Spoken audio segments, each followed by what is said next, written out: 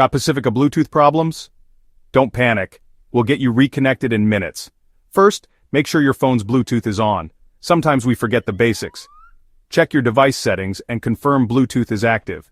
Next, in your Pacifica, tap the phone or media button on your dashboard screen. Select Settings, then Bluetooth devices. If your phone is listed, tap it and choose Disconnect.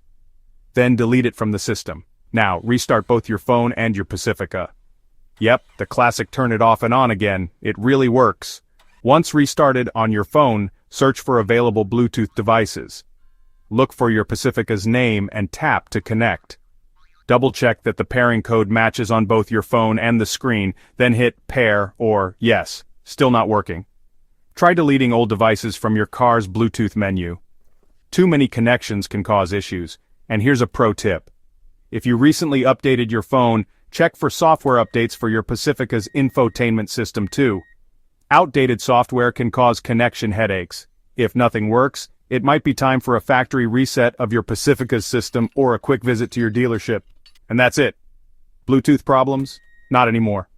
Subscribe for more quick car tips. See you next time.